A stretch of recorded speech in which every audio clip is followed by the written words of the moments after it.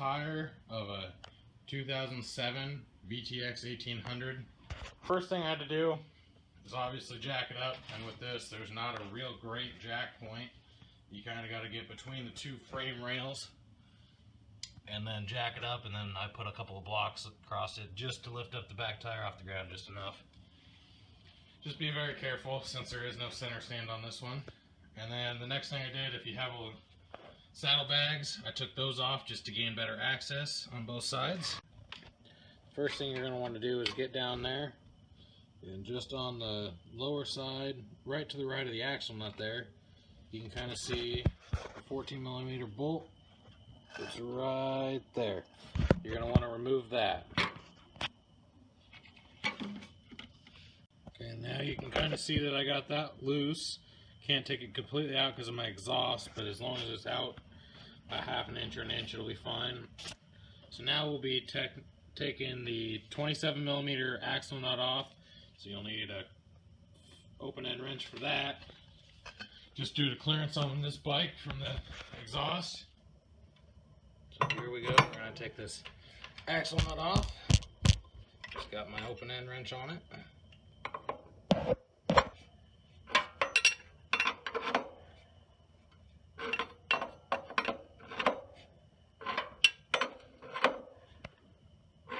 Okay, got it loose. Now the axle's starting to spin, so we gotta go hold it with our Allen wrench on the other side.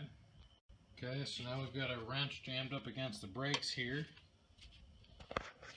That way it won't turn when we come to this side. We've got our Allen wrench in here. And just spin the axle nut off. And eventually the wrench will fall off. Yeah, we can just turn it off by hand now. Set that off to the side. Okay, so using a pry bar, we can get right in between the exhaust. I'm just going to use my 3/8 extension. It's about 10 inches long, and a hammer just to tap the axle shaft out of there. Be careful not to hit your exhaust and damage it.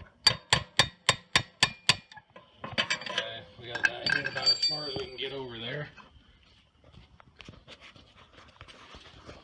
And so you see the axle shaft is starting to come out.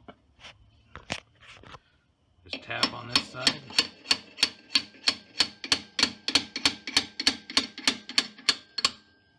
It's coming pretty easy now. Well, I thought it was. Apparently not as easy as I thought. There we go. Now it's all the way out.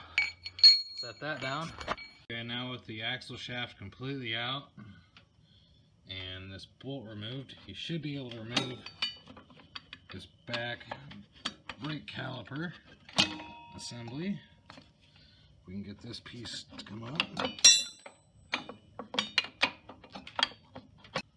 Okay, so now that we've got the brakes out of the way, you should be able to grab the wheel from the right hand passenger side and just slide it out, because it's just engaged the splines on the final drive there. Slide it out.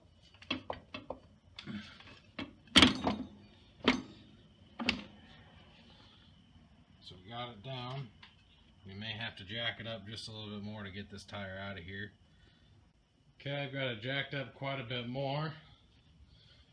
So it seems like it's kind of leaning this way, and might be the easiest way to get it out from the driver's side.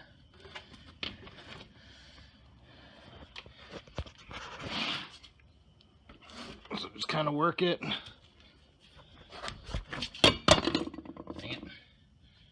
And it's out here now. So there you can kind of see it wearing. It's got a hole right there you can see. So it's definitely in need of a change. Got some belt showing there. At this time, it would also be a good idea to check your brake pad thickness. Make sure those are still wearing evenly and have plenty of pad life left on them. Mine look pretty good there. Make sure you check this bearing on the final drive here. Make sure the teeth on the spindle here on your tire look good. And just do a general checkout of underneath the bike, you know, while you have the tire out of there and out of the way. that's all there is to that job. Just reverse for installation, and you'll be on your way.